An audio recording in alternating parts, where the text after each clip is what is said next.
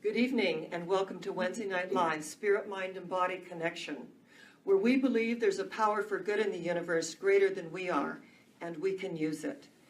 Every Wednesday night for almost 15 years now, we have had this amazing celebration of life where healers, mentors, shamans, life coaches, it's amazing how many people throughout the years we have had come and speak from all over the world. We are just so blessed that people want to be here with us and share their gift, their talent, their modality, their journey, and their way of life. Tonight, it is such a pleasure, a joy and a pleasure, for me to introduce Dawn Maree, who is one of my Science of Mind students 9 years ago. One night at Wednesday Night Live, we had a Theta healer come from Los Angeles. She embraced it. She never looked back. She just went forward, and she will share some of her journey with you, how that was for her when she was laid off. And I always say, when you get the divine boot, you always land on higher ground, right? If we're receptive at all, we always land on higher ground. Dawn Maree lives in Montana. She is with the Theta Healing community.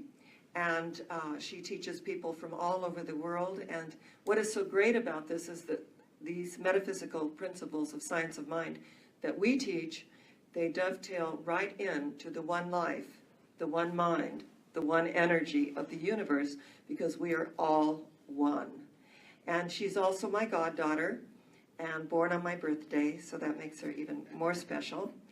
So it's just such a joy and a pleasure for me to introduce Dawn Maree all the way from Montana. So if you'll come up here, I'm just so happy. I love you. And here she is. So here you go, dear, and you can just Okay.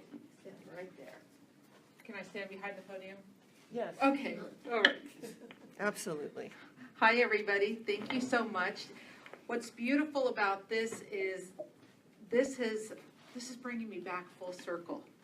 So, oops, there's my notes. Not like I need notes, but I may forget a few things. So what happened, how I found interfaith, it was back in 2008, and I had just had my spiritual awakening. Things were changing in me, and all of a sudden I had a thirst for knowledge. And people used to make fun of that movie, The Secret.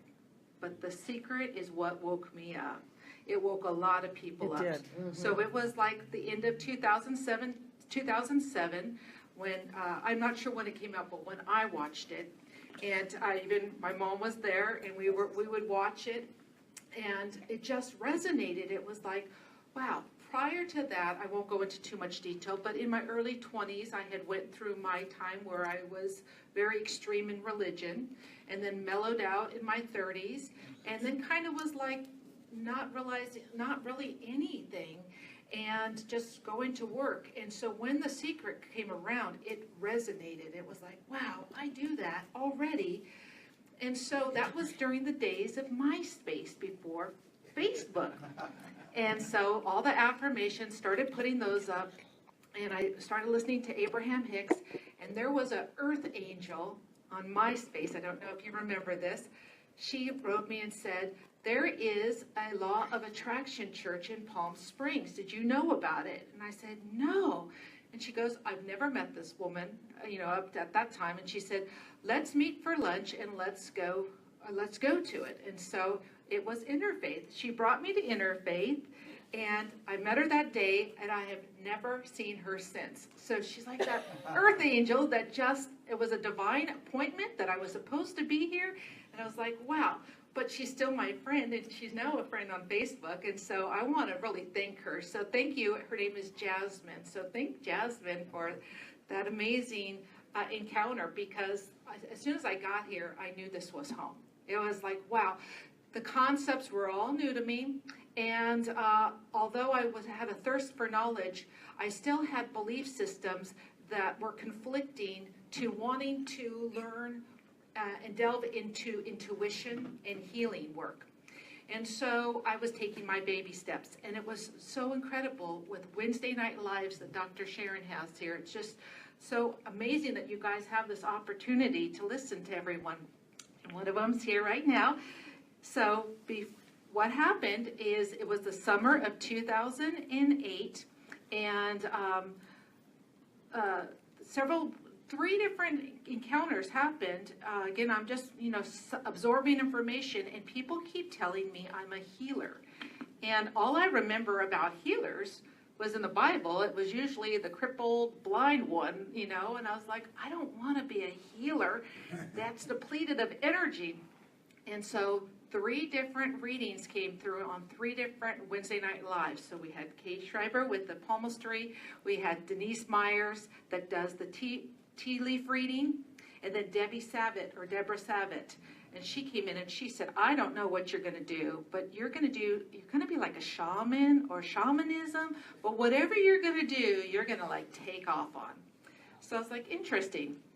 So then, as Dr. Sharon said, the Theta Healer showed up, and I just want to thank Dr. Sharon for being so open to so many modalities and different belief systems and supporting them and encouraging them to come and speak. And so the Theta Healer showed up from, as she said, from Los Angeles. His name's Brent Phillips.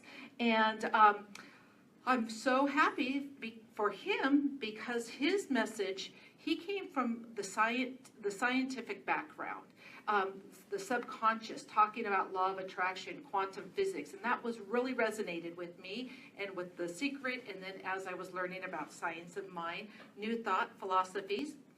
And I realized at that moment in time, Theta Healing goes into a lot of different tools and things like angel readings and future readings and things like that. And if he would have touched on those kind of things at that moment in time, I believe I probably would have ran for the hills because I wasn't ready to hear it. But because it was law of attraction, the subconscious, I was like, this is perfect.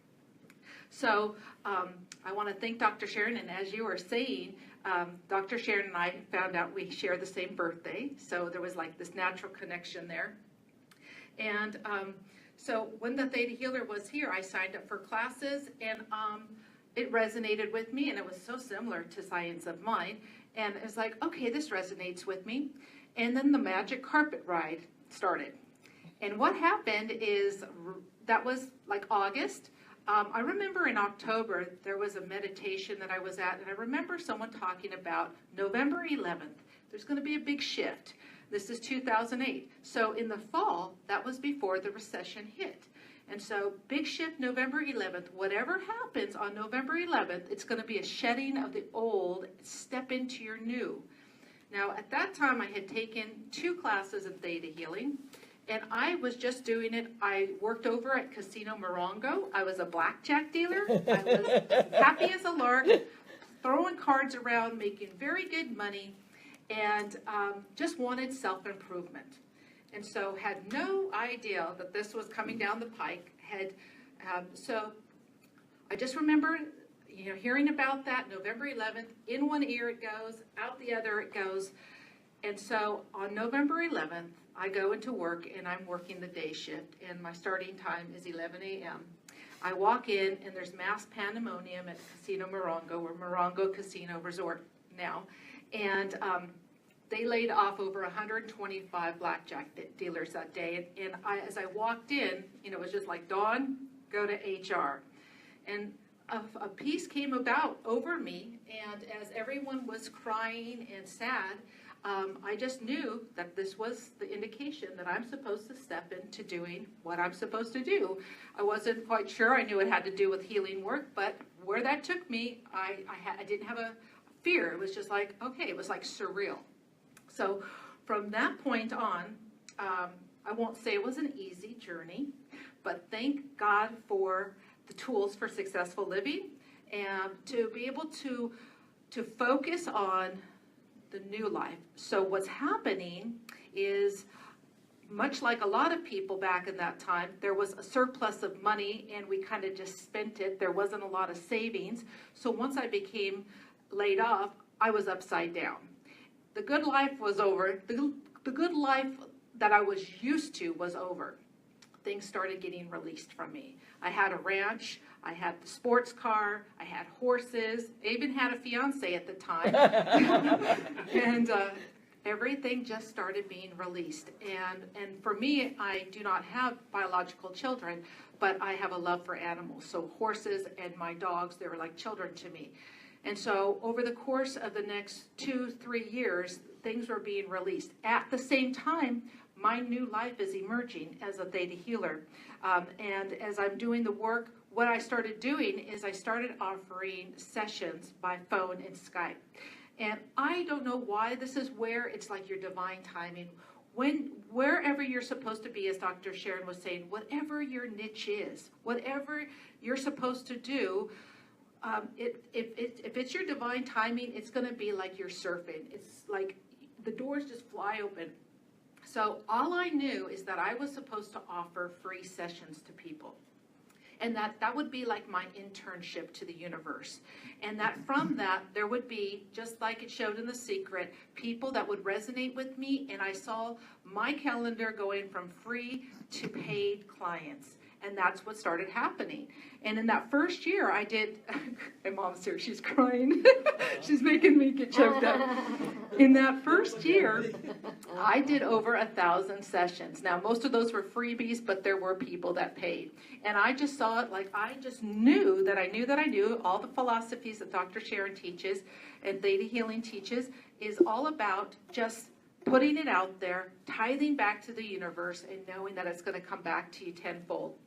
So the hardest part and the things that made it the most challenging for me to overcome, and I'm so thankful for, is if you're going through a transition, it's so important that you just stay focused on what you're creating, because we are creating our reality.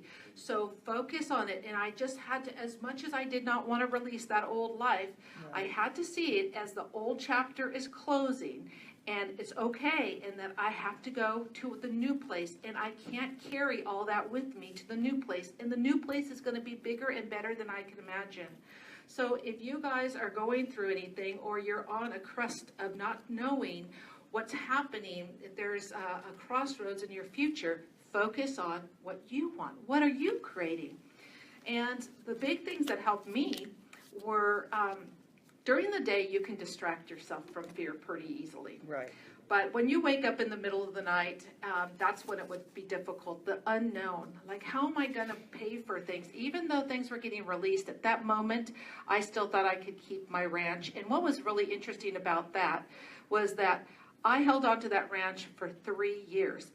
Back in the time, think about this, you probably heard the stories, Bank of America started going and doing repossessions or foreclosures, and then they would stop, they would do a remodification, you would go through the whole process, and this happened to me 3 times. So I had over 2 years in that house where I was like covered, and I was able to do all my schooling. It was amazing, and there was a lot of belief systems about that, but it was like, when God was handling things, things are just invisible. It's amazing. It was meant to be. And so then I got the vision that I was supposed to go to Idaho Falls. Now, Idaho Falls is where Theta Healing is from. And really quickly, what Theta Healing is, the word of theta means soul. You probably have heard of theta. It's a theta brainwave, not the Greek word for a sorority or anything like that. It means soul, so it simply means soul healing, and we work with the subconscious mind. And so, just like with the science of mind, everything is within us. We have belief systems that we inherit through our DNA, and then we receive belief systems during our formative years of 2 to 6, where our family, the community, whatever's going on is typically what is reinforced in a child, and you're in a theta brainwave during that time. So a theta brainwave, think of it like hypnosis, where it's a suggestible, super learning brainwave. So when you're 2 to 6 years old, although they say the terrible twos that everyone's saying no, you're really just absorbing everything like a sponge. And so you're getting a lot of belief systems from your family, from your community, from your country, within you, and you don't even realize you've absorbed them. So we get belief systems from our ancestors, our great-grandmother that believed that you can't make it to heaven and be wealthy. A lot of us got that belief, and a lot of beliefs like that. And so Just want to make sure I don't get lost here. You're in the flow. I'm okay, I'm in the flow. All right, so I just had to stay focused on not getting involved in the scarcity as things were being released from me. I knew, oh, theta healing, sorry. Okay, so why did I go to Idaho Falls? That's where the theta healing is from. Vienna Steibel created theta healing in 1995, and she had a spontaneous healing of cancer in her femur. And it was lymphoma cancer. They had misdiagnosed it as bone cancer. They gave her like 5 to 6 weeks to live, and they wanted to amputate her leg just to buy her a little bit more time. And she was like, no, and she did an instant healing. From that, she wrote some books, and she started her modality, and people started just coming from around the world. And so I was fortunate enough to get a scholarship to go to my basic and advanced theta healing classes, teachers training in Idaho Falls in 2009. So right after that. And from that, I made a vow that I always wanted to be in that energy every summer. I wanted to live here, and I wanted to go there. And then I got this vision in 2011 that I was supposed to move to Idaho Falls. This is when now everything is gone. As I was setting up, I was going to open a school here and a whole bunch of things here, but the doors just started shutting. And so I started taking it personal, but I was shown you're supposed to go to Idaho Falls and then you get to come back. So you're going to be the snowbird. I'm like, okay, I can do that. So stay there in the summer, come back here in the winter. And so I started doing that. So moved there in 2011, and in 2000, and so that's where Vienna teaches her classes, and she teaches teachers training in the summer. And starting in 2011, I began assisting her. Now, she has many assistants, so sometimes people think I'm her only assistant. But I got a chance to assist her every summer since 2011 for 3 to 6 weeks. So that's been amazing to have that experience. In 2012, I began teaching, traveling to teach, and so I teach around the United States, and now I pick where I want to go. And then in 2015, Vienna had always wanted to move to Montana, and so she relocated headquarters to Montana, and now I live in Montana as well. I'm the groupie that followed them up there. And so it has been a blessing. It's been a roller coaster ride, and there's so many details that I could explain to you that, or I don't even know how exactly they happened. But the whole journey has been amazing with theta healing. Now, let me just tell you a little bit about theta healing, because we still got a little time. So theta healing is what we would call a God modality. So in theta healing, we are not connected to any religion. It's universal across all religions, but we call ourselves a God modality because our basic rule is that you must have a belief in a higher power. Whatever you label that power, you must have a belief in that. And then the second belief system or pillar of theta healing is that you must abide by the law of free will and agency, which means as we do the work and we witness healing on another person between our higher power and the client, is that for every single belief shift, and I'll explain what that is, for every download, for every healing, we must ask permission of the client. We can't just go tinker around in somebody's subconscious and say, I think this person needs this. Even if you believe it to your core that that's why they're on their deathbed, that's their journey. So we allow. We focus primarily with the subconscious mind. We address the subconscious mind, and of course, Creator teaches us all the intuition, but the subconscious mind, did I say conscious? It's subconscious. Mm-hmm. The subconscious mind, if you didn't know, is 88 to 92% of your brain. So we think we're in control here. We think we're making decisions every day. It's not happening. It's the subconscious. It's coming through your belief systems. So you're basically on autopilot. You think that you're making decisions. And so we utilize a process that realizes the answers are within you and that we unlock the subconscious. And we do a Dr. Seuss questioning where things we help do self-reflective questioning to help a person realize the answers within them. And the subconscious is not the enemy. The subconscious is not trying to hurt you. If you do have a belief system that says that wealthy people can't make it into heaven, that's not sabotaging your abundance. It simply probably means there could be many reasons, but one of the major reasons could have been that in another time and place, or if you don't believe in past lives, if your ancestor was very wealthy, maybe abused their power, maybe hurt other people to be wealthy and was greedy, then you might have set your divine timing in this lifetime to say, hey, this time I want to be spiritual. I'm not going to get caught up in the materialistic stuff. So you might have set that up. But the truth is, we can be wealthy and abundant and share it with others.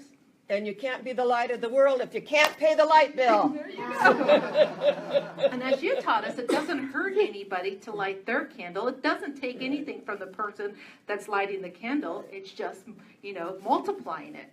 So it's been amazing and to learn about the subconscious mind and to realize that the things that are in the subconscious mind may be fact, they may be fiction. They may not have happened. You may believe that you have a belief system that says that, that you were abused or something was going on. But it doesn't have to mean that it did happen or didn't happen. The point is not to discount anybody for that reality. But if it's in the subconscious and it's a limiting belief, we need to release it to Creator's light. Yes. And there's a lesson behind it. So we're all here to gather virtues, and we could either learn the hard way or we could learn the easy way. And so we do this work. And then there's what's called the trauma and drama. So think about this. The trauma is when there is a car accident. There's a fender bender, and a person, the trauma is when the cars collided, and through theta healing, we can release the trauma immediately. Like, okay, there was whiplash or whatever happened. There was fear when it happened. We can release the pain, the shock, and the trauma. But what happens, and this is what PTSD is that there's drama. There's belief systems that start from that moment in time. And this happens every day, guys. This isn't just about PTSD. This is about every single day there are belief systems that happen. So there's belief systems that are inherited, there's belief systems from our childhood, and then things that happen on a day-to-day basis that you either heal at that moment in time or it becomes drama in your life. So that would mean that person that was an offender bender now in an extreme situation would be fearful to drive that car and maybe not even want to get in a car again. And then it would just keep perpetuating. So if we can go into the subconscious and find out what's going on there and do a healing, it's amazing. And the common beliefs, there's so many common beliefs, but each of us are carrying, they say, 30 trillion different belief systems. Now, a lot of them are going to be good, and we want to keep the good. But some of us have dual belief systems where I believe I'm good, I also believe I'm bad. And remember, I mentioned the formative years of 2 to 6. So if you were told during those formative years that you will be nothing, that you are bad, all these things, that is in your mind. Now, that can be completely released. So please don't think it has to be that way. But you believed it, it became like a spell. Like they say in the 4 agreements, when someone tells you you're stupid, you believe it, then that's your experience, and you keep calling in experiences to reinforce that you're stupid until finally someone falls in love with you, almost like a fairy tale, and tells you you're not stupid. And then you realize, I'm not stupid. Same thing happens with theta healing. We can discover what a limiting belief is when you have the I am good and I am bad. Find out why you believe you are bad. That's an illusion. That's a lie. And how it's serving you, and then release it. You get to keep the I am good, and now you get to release the I am bad and keep all the benefits it was teaching you. Think about any time something has happened, when that person tells their child, you will amount to nothing, there is a certain percentage of people that will see that as a challenge and say, I'll prove it to you. I will be more than what you say. And not only that, I'll be more successful than you. And so a lot of times when people tell us no, it's a challenge. So the lessons behind that negative are always good, but how we choose to learn those lessons don't have to be difficult. So there are belief systems that are very common for us to carry a vow of poverty. So I wanted to kind of just talk about abundance because I went through that whole thing and I've come through and, but the vow of poverty, why the heck would any of us in this day and age be carrying a vow of poverty? So either you in a past life, or again, if that's not a good word for you, an ancestor chose to take up a vow of poverty. It's very common to be a nun, a priest, a monk, a saint, whatever the religion is, and to dedicate your life to God. And that would be the belief, is that to do that, you have to be by yourself. So you might also have a double whammy. Vow of solitary may be coming through too. And what's interesting is some of these belief systems will be dormant, just like a computer program. They'll be dormant in your life up to a certain age, and then all of a sudden they spring to life. And so you could say, oh no, I'm fine. I've got prosperity and abundance in my life. And then all of a sudden at a certain age, something happens. There's a trigger. And that just means that's part of your divine timing. But again, we can learn the easy way or we can learn the hard way. And so there's so many different ways of healing it, but the theta healing was one way that I learned. Another one that's really interesting is I need to be poor to be close to God. Another one is I fear turning into my parents. And one of them that is very common that most people don't get is, are you or do you know anybody that doesn't like technology, that refuses to work with computers or telephones? There is a collective consciousness belief system that people like that typically, you can muscle test them, and I'll tell you a little bit about muscle testing in just a second, is that they believe that they were actually the person that pushed the button during the time of Atlantis. There is a myth or legend that it was technology that broke the consciousness, and we had a fall from it. So you can muscle test people, and they will say, I vowed never to use technology again. It's a killer. It killed us in the Atlantean times. Pretty interesting. Now, Very again, interesting. Very interesting. whether that's fact or fiction, if you have it, it's real to you. Now, in theta healing, one of the last things I want to mention is there's also what's called downloads. So there's universal information that we could tap into, that everyone has the right to tap into. And I may have my own perspective of what love is, but my perspective of love is going to be tainted and jaded by my experiences. So that's probably not really good of knowing my background. So I want the Creator's perspective, or God's perspective, or the universe's perspective, and that is the absolute truth, pure download. And what's beautiful is we would think that we would come to this earth fully equipped with everything, but we didn't. We chose things to be missing so that we could acquire them. So we could instantly get this universal knowledge with downloads. So some of them I'd like to offer to you guys tonight, since we're a little bit on the theme of abundance and prosperity, is would you like the Creator's perspective? And so what will happen is I'm going to be the facilitator, and in theta healing, we believe that it's through the quantum physics philosophy of observing. So I'm going to connect to the all that is energy, and then I'm going to witness these downloads come into anybody that wants it. And so that would be my job, not the healer, I'm the facilitator. And so would you like the Creator's perspective of abundance, of prosperity, of wealth? Maybe let's throw in heaven, just so that you understand what heaven really is, where it is, if it's here, if it's there. And that you have the Creator's perspective of manifesting, that you are creating your reality, that no matter what is at your doorstep that may be challenging you, that you realize that you can overcome any obstacles. And for each and every one of those, would you like the download that you already know how to do this and have it, when, what it feels like, and how to do it, that it's safe, possible, and allowed for you to have these downloads, that you have the Creator's perspective of each of these things, that yours matches it, and you already know how to incorporate them in your day-to-day life with grace and ease. If you like that, go ahead and say yes out loud, and I'll witness this coming in. Yes. Also for the viewing audience, just say yes out loud or in your mind. Yes.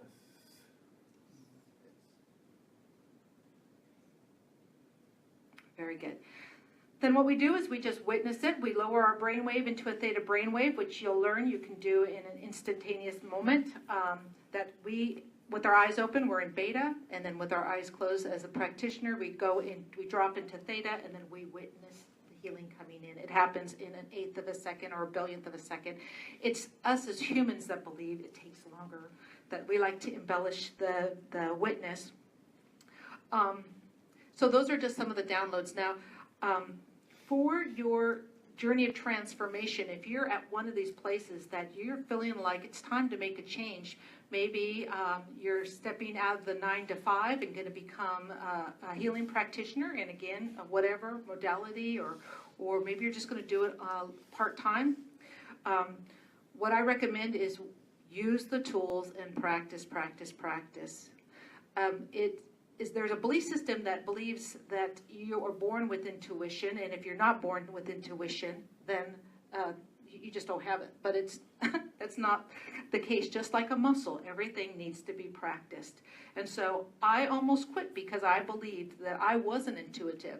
And then I finally realized, sorry, my bangs, I finally realized I have the gift of knowing. So my gift was a little different. Most people are either empaths or seers. And so if you're different than the typical psychic, you may think that you're not psychic. Don't quit. You've got to remember that there are people that are coming through and that are waiting for you to be at that crossroads to meet them so that they could be propelled. There are masters of disguise that are coming through that are going to teach us how to grow back limbs, getting all, the next generation coming through. And what if you promise to be a teacher or a guide or a mentor, and you start doubting yourself and you start deciding that you're going to quit? That person's going to either, they're going to find a way, but you promised to be there. So don't get caught up in doubt or fear. Just know that you have a special gift, and whatever your niche is, go for it. Stay in the energy. And what I found here at Interfaith is surround yourself with soul family that's going to lift you up, that believes in the philosophies of your success is my success, and pulls you out of that whole scarcity, poverty stuff. And the one thing that I had the hard time with understanding is, we were just talking about it, me and my mom were talking about it today with a family relative, that the closest loved ones may not want you to succeed. And it's not because they consciously are aware of it. It's because they've had a tough time of it. They've tried things over and over again. They've failed. And if you show them how easy it is, that really causes distress. It's going to hammer in that they have failed at their life. But we cannot diminish our light just because someone else chose differently than us. And what will happen, and what Dr. Sharon and I were also talking about that, when you are standing in your strength, when you are in your full potential, there will be people that will feel inferior to your light.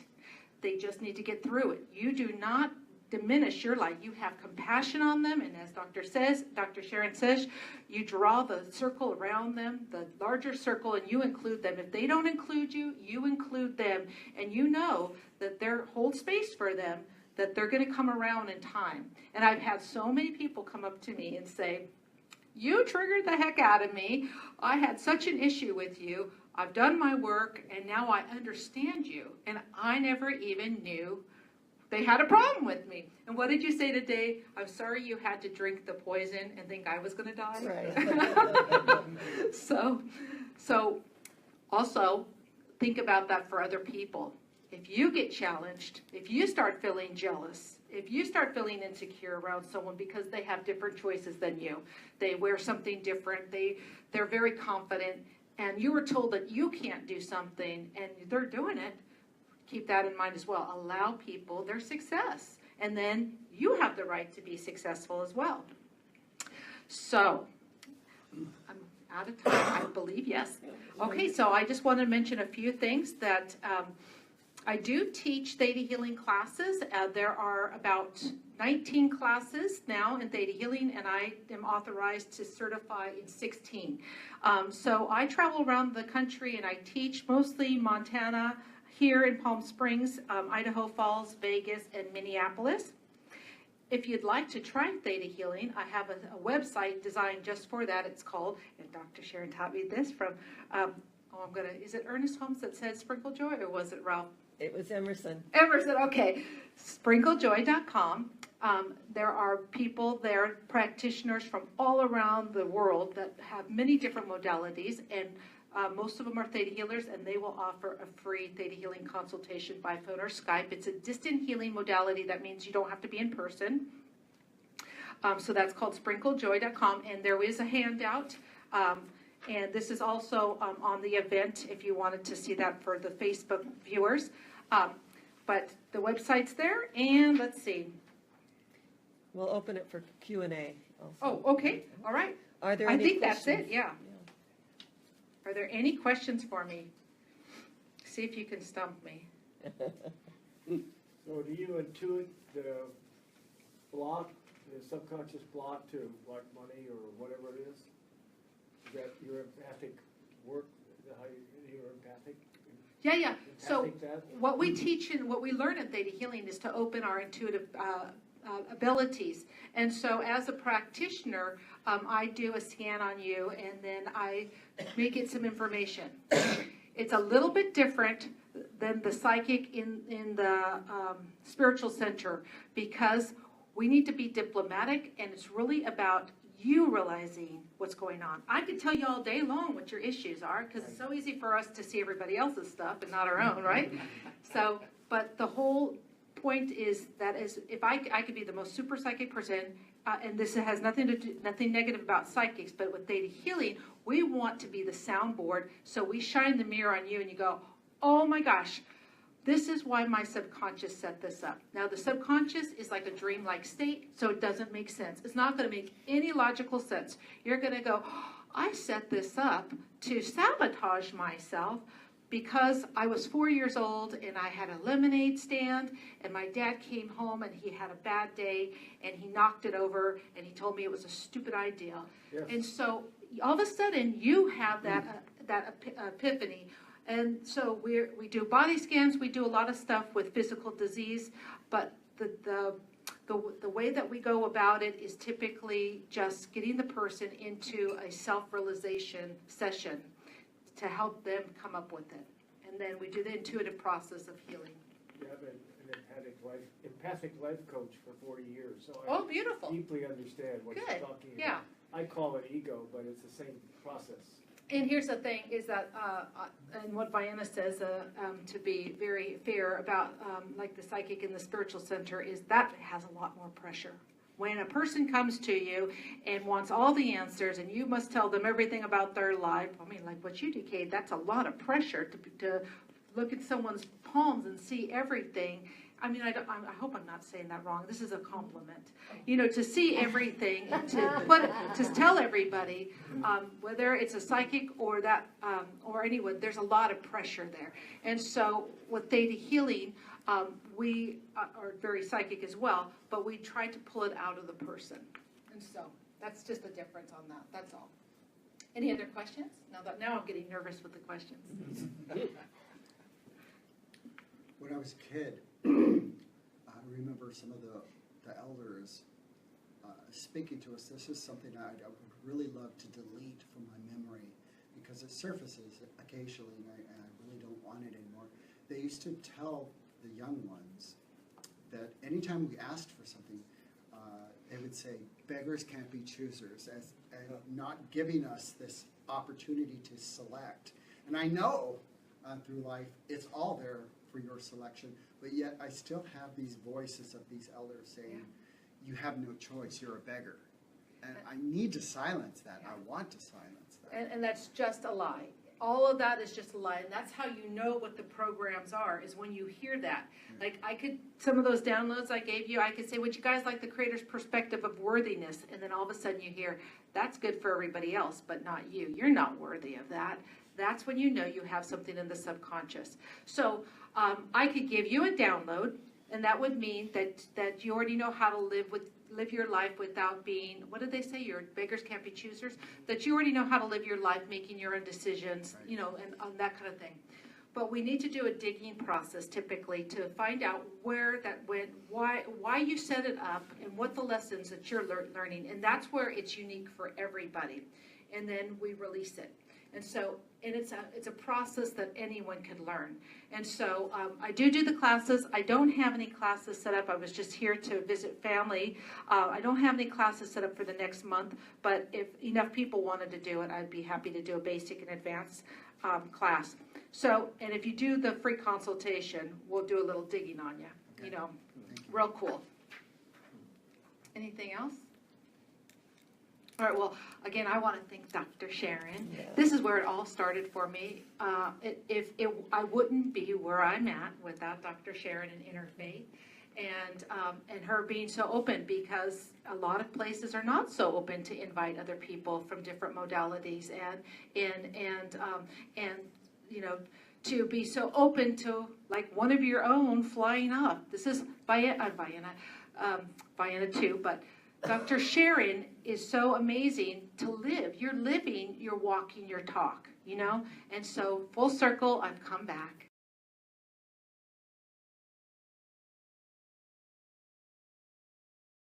To inspire and empower through sacred service, the certificate is awarded to Don Maree in recognition of valuable contributions to our New Thought Spiritual Center at Interfaith. So there you go. And it was a lovely and inspiring evening. And I want to say to our Facebook audience, if you receive value from this and you'd like to contribute to our ministry, you can just go to our New Thought Spiritual Center on Facebook, and it will take you right to our website, which is www.interfaithworldwide.com.